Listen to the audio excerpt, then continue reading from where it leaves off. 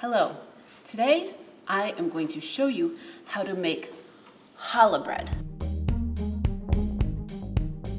Alright, so the first step in making challah bread is to take 1.5 cups of lukewarm water. So basically you want to run the tap, maybe 30 seconds. You want to have it not so hot that it burns you. So lukewarm water. We're going to take 3 teaspoons and 3/4 of a teaspoon, and we're going to measure that into the lukewarm water. We're going to measure the yeast. You also want to make sure the yeast is level, so you don't want it to be heaping. You can see that it's somewhat level there. And you can do that by just putting the spoon in there and kind of shaking it so it's level. You can also take a knife. If you took a knife, you could just cut across the top. So I could take a knife and I could just level it off by going across the top. Then you're going to want to take something, a fork or a spoon, and kind of mix the yeast in. Yeast is what makes bread rise. So you're going to want to mix all that yeast in. Take the spoon and turn it around, make sure. You can see the yeast kind of getting on the spoon. I'm going to want to make sure I get most of that yeast into the water. And I like to take a spoon that has these holes or forks so I can really get the yeast to mix well. After that, the next thing, step number 2, we're going to add one tablespoon of sugar. The next step is to add 1 tablespoon of sugar.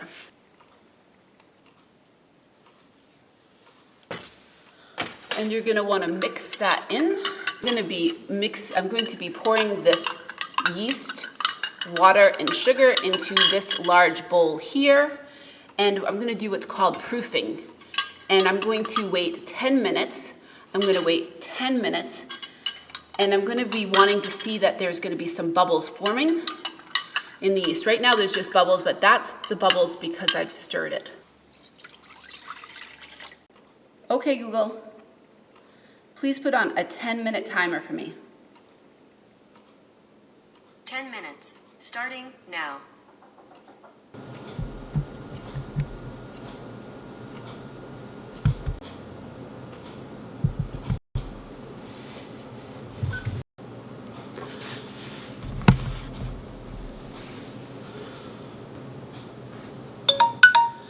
Okay, Google, that's enough. All right, so you can see the difference here. You can see that there's a film on top, there's some bubbles here, and just to show you what it looks like up close, there's a foam on top of it. That's what you want it to look like. You're basically making sure that your yeast is good. So this yeast is brand new. I just bought it from the store yesterday, but if my yeast was in my refrigerator more than 6 months open, I would want to definitely do this. I bought this yesterday. I didn't necessarily have to do it. Before you go to bake your bread and spend a good 4+ hours with the double rise, you want to make sure that your yeast is good, especially if it's been in your refrigerator open for a while. So that's what we do. I didn't have to do this, but I just did it as a demonstration. And then you want to put your yeast into the refrigerator after. It's usually good for 6 months at least, maybe longer. My recipe is from the Smitten Kitchen, and you can see the website for the Smitten Kitchen right now. This recipe will be available in the description. All right, so after I do this and I proof the yeast, I am going to take oil. I'm going to pour 1 cup of oil into this and whisk it. Now you can use olive oil. Make sure that you buy the olive oil that is for baking. So you can see that this one says olive oil, best for basting, broiling, baking, and grilling. Or you can use vegetable oil. Today I'm going to use olive oil. And you really want to, for your liquid measurements, you want to use a measurement cup like this with a plate, a way to pour your liquid in.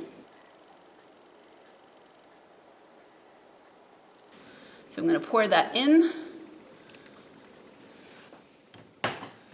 And I'm gonna whisk that.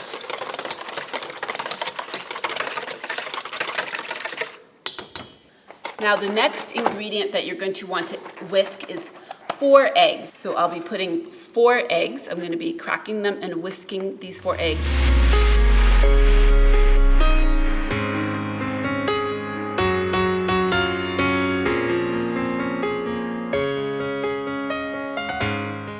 Now I'm gonna whisk those eggs in there.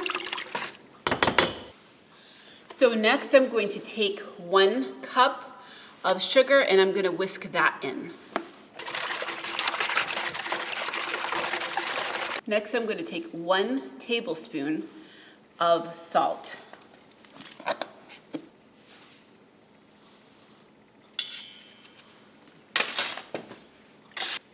All right, so the next thing is gonna be 8 cups of white flour.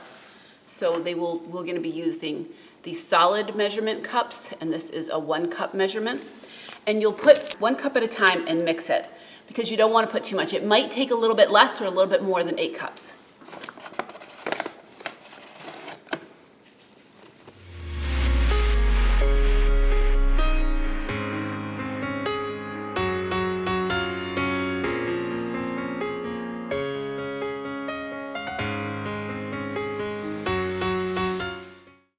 You can see that it starts getting thicker, and you want it to get almost, it's really sticky right now. You can see that it's just sticking to my fingers.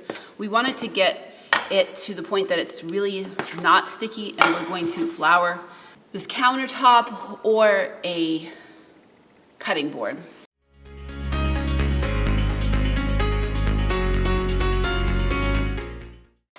So I'm gonna put flour down. And then I'm going to pour out my dough onto the counter. Now we're going to add a little bit at a time. So I'm probably going to start using the 1/2 cup measuring. I think I have put in 5 cups so far, 5 cups so far. So I'll be adding in 1/2 cup at a time. It really depends on the humidity. If it's a really moist day, then you may need more flour or less flour. And you're gonna wanna mix it with your hands at that point. And you're gonna, by kneading it, you wanna really punch it down and kind of fold it over.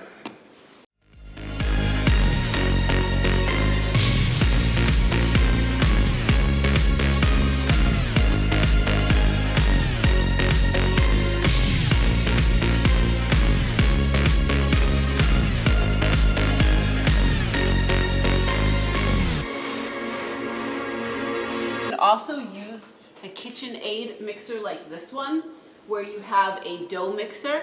If you want, you can use it to do your mixing and add a little bit of flour at a time if you don't want to do it by hand.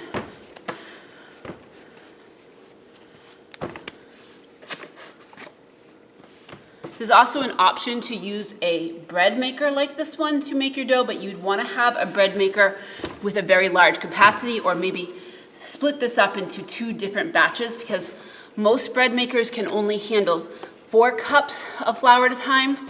So this would be 8 cups and it would be too big. I have a bread maker at home and it handles 4 cups.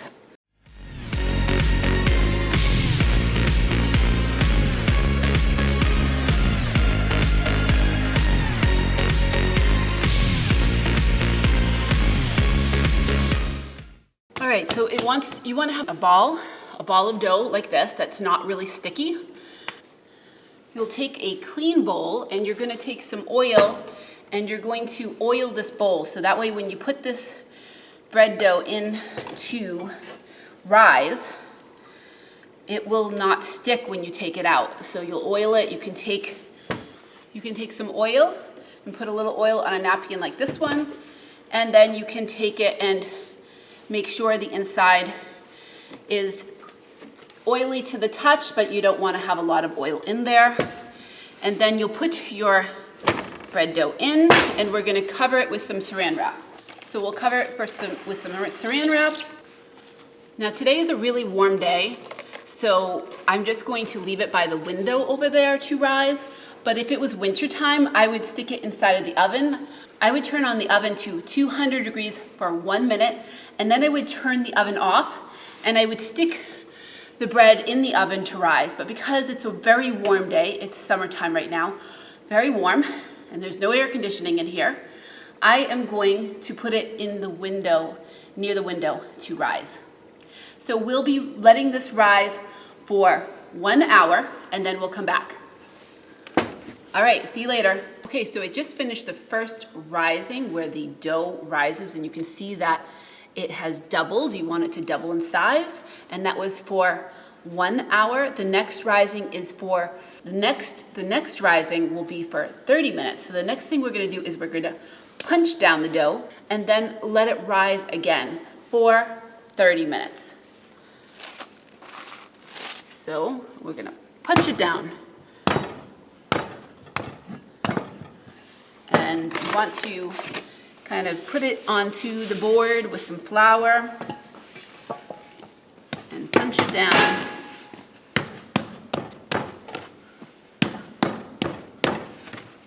Folding, so to knead dough, you want to kind of punch it down and fold it over.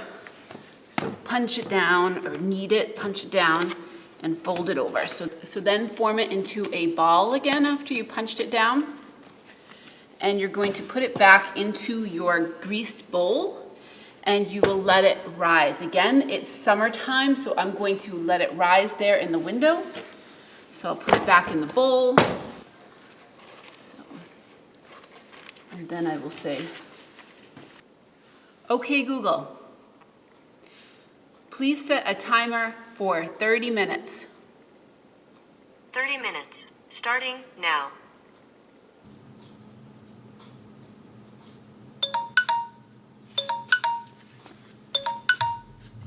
Oh, hi there. So it has risen. This has risen a second time, and we're going to get ready to braid it. So we're going to braid it just like a braid that would be in your hair. There are a number of different braids that you can do. You can do a 5-strand braid, a 6-strand braid. I'm going to show you a 3-strand braid and a 4-strand braid. So what you want to do is, again, you want to make sure there's flour on your surface. So you're going to take your dough out of the bowl and put it onto the floured surface. Now what I'm going to do is punch it down.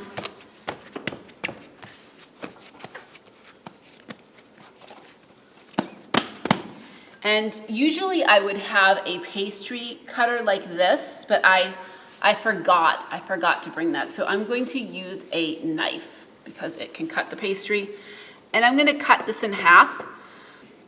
A pastry cutter works better, but this still works. It's a knife. Because this particular recipe, it makes 2 loaves, or you can make 4 smaller loaves. So 2 big loaves or 4 smaller loaves. So I'm going to put half of it aside over here, and I'm going to take the other one and start with that one. So I'm going to show you the easy one. It's just three strands. We're going to do that one first. So I am going to cut this in 3 as close as possible.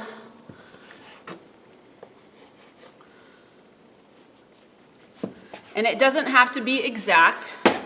And then what I'm going to do, I'm going to get a little bit more flour, and I'm going to start to roll my dough. And I can roll it like this, and I can also roll it on the board.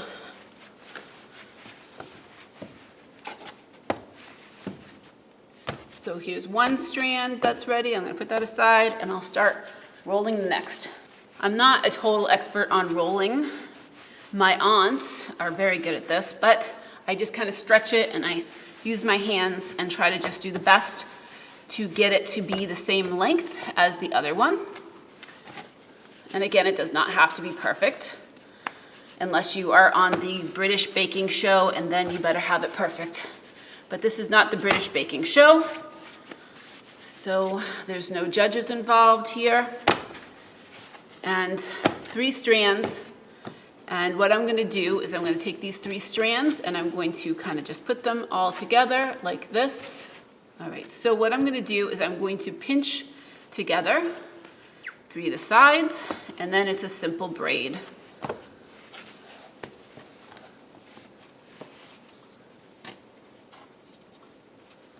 So this is just a very simple braid. You can look on YouTube and find directions to make your 5-strand braids and all kinds of other braids, but this is just a simple braid. And I have a stone, a baking stone. So this one, all I'm gonna do is oil it. I'm again gonna take my oil, my vegetable oil, and I'm going to put a little bit of vegetable oil down, put a little bit of vegetable oil on my paper towel, and oil the baking stone. So that way when it bakes, it does not stick. I can get it off easily. And I'll put it on the baking stone, and I kind of put it a long way because this will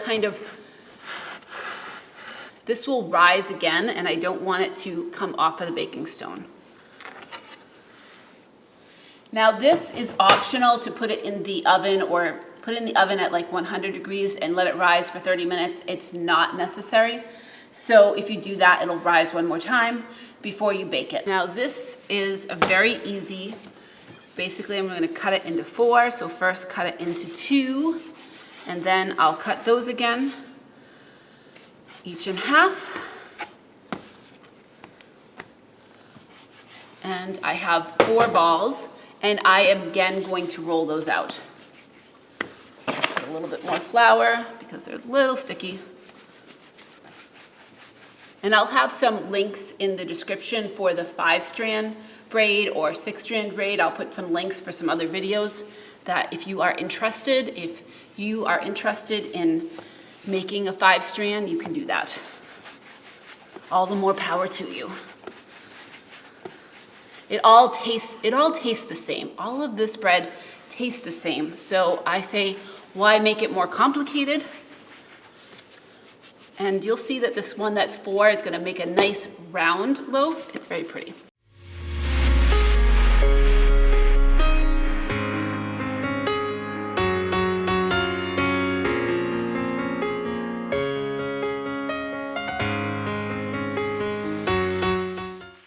Okay, so to do this 4-strand, I'm going to put 2 of these together, like so, and then I'm going to put these other 2 across. It's kind of like connect 4, I guess. So I'm going to put 1 over and 1 under, and then this one opposite.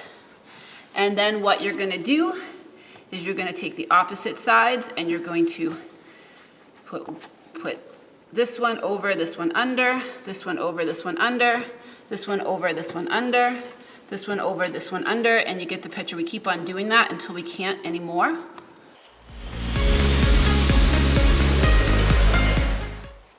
And when you can't anymore, you're gonna tuck everything underneath.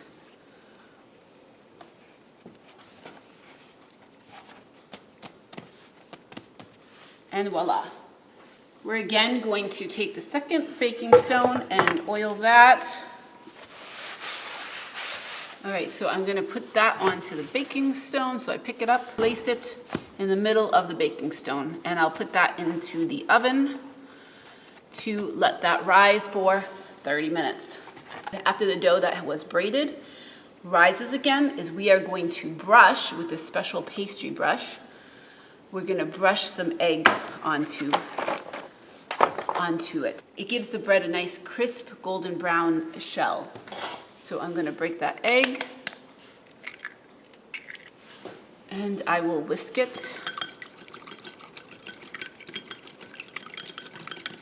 In 30 minutes, we will be brushing that bread with the pastry brush. This has risen, and we are going to take the pastry or the baking brush, the food brush, I guess it would be a food brush. Not exactly sure the correct terminology in English, but it is made from silicone. You can see really close, it's silicone, and we're gonna take and put it into the egg mixture, the beaten egg, and we're gonna brush it.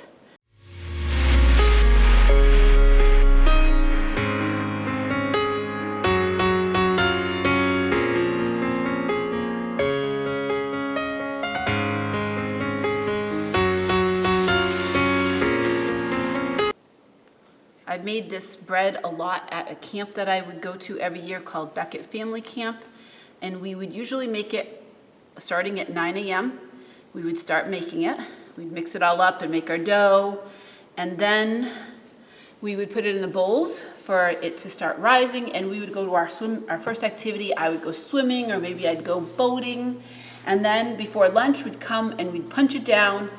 And after our afternoon activity, we'd come back and we would do the second rise and we would braid it. And then the kitchen had these really big ovens that basically you would stick all of the bread on racks, and the whole racks would roll into the oven and it would bake. And we'd be like maybe 10 to 15 of us that would each make 2 loaves.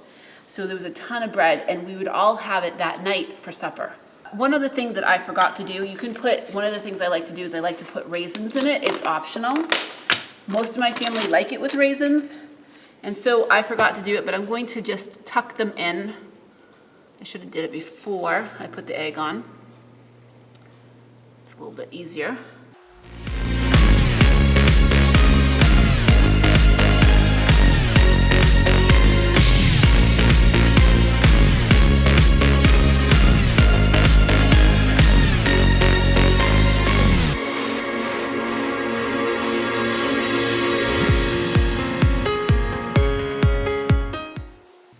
And then another optional thing that you can put on is some sesame seeds. So sometimes I just take a little bit of sesame seeds because I think it looks nice, and put it on top. And the reason that I do not roll these raisins in is that I find that they will just fall out of the dough. So I like to kind of just tuck them in, and you should put the raisins in before you do the egg wash. So now I'm going to wash it with the egg wash, or spread the egg wash all over. And I have the oven preheating to 375.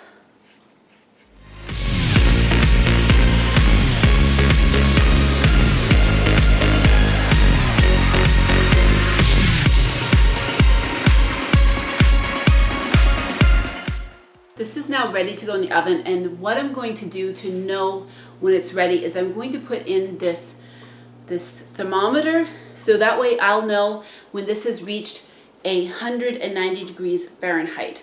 So I'm going to stick it in here like so that way I'll be able to look and see if it has reached 190 degrees internal temperature, so inside. All right, so I'm going to put them in this oven that I've already preheated to 375 degrees. Let's take a look at the oven and see if we have an internal. You can see that they've got a nice and golden brown, and we have an internal temperature on both of these. This particular one is broken, but I put the small one in, and yes, internal temperature 190, and there 190. So I am going to be putting on the oven mitts and taking it out of the oven. And you can see it's nice and golden brown, and I'm going to slide it off of the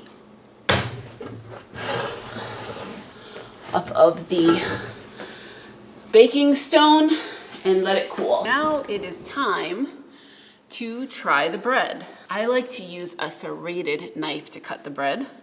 So just cut off a piece here, and let's show you what that looks like. And I will put some Smart Balance on it. Some Smart Balance, which is kind of like butter, but it's smarter.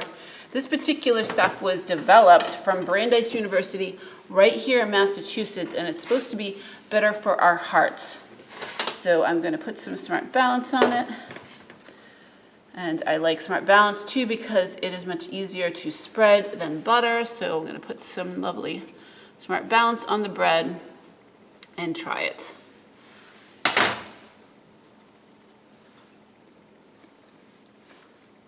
It's really good. This is my favorite bread. I do make something called a Finnish pulla bread, but it's much sweeter because it has a lot more sugar.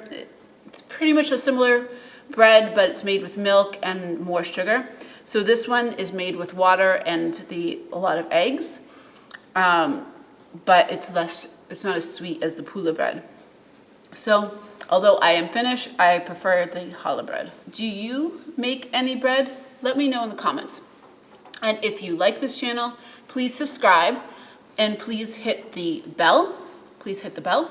If you know of people who want to learn English, please share this channel because I want to help people around the world learn English. Thanks for watching.